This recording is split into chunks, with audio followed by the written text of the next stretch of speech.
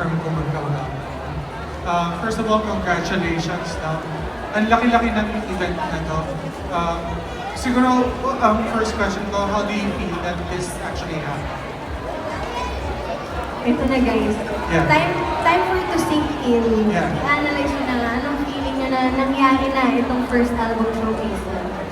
To be honest po, sir, before po talaga mangyari itong event na to, hindi kami familiar sa feeling na nararamdaman namin.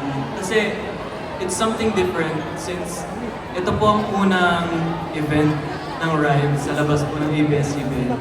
And it's something na for RIVE po talaga.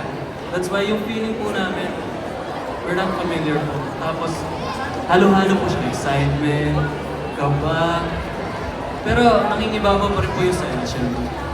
About the others? Gusto ko lang mag-add. Maliban sa, ayun sa sanabi nga ni Asa. Siguro ang isa sa nararamdaman namin ngayon, sobrang grateful kami na ma-witness namin yung lahat ng tao nandito. Mga kaibigan namin, mga bosses, na Sir Riley. Alam ni Sir Riley kung gaano kami ka-thankful sa kanya na binigyan niya kami ng opportunity na meron. Di namin, dati pinag-uusapan lang namin to kasi nag-joke kami na isang araw nasa mall tayo, pinagkaguluhan mo. Di naman ganun talaga siya ngayon, pero nakikita namin, maraming tao para sa amin na bago pa lang. Yeah. Asan siya? Second question ko is, has the dream actually changed now that you've done something like this?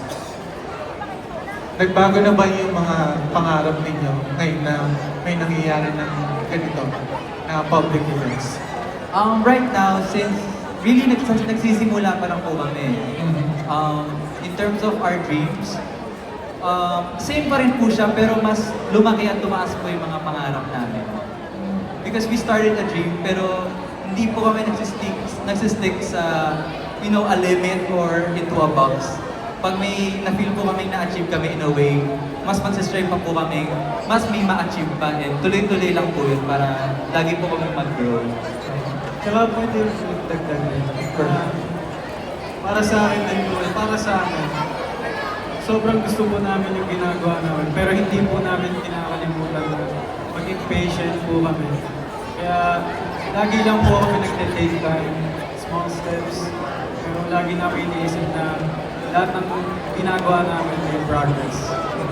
And ito din po, palagi din po namin tinatandaan na may right timing para sa lahat.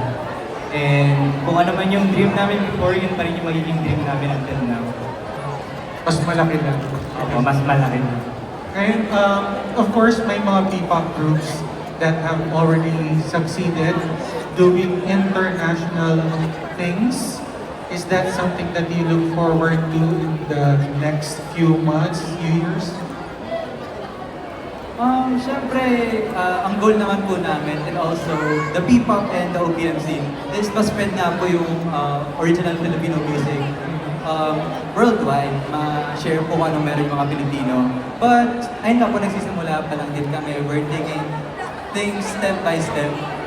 Kumbaga, we're starting to spread our name and be known by our fellow Filipinos. And ayun po, sobrang bonus na lang po din as we grow. Tsaka po kami try to be more, catering to the international. Pero ngayon, Filipino po muna yung aming tatahanan. Pilipinas! Pilipino, pinatak yung Pilipino. Step by step sa dapat. Alright. Oh. Thank you so much. Thank you so much. Thank you, John Bueno of Kumakaw.com. Yes.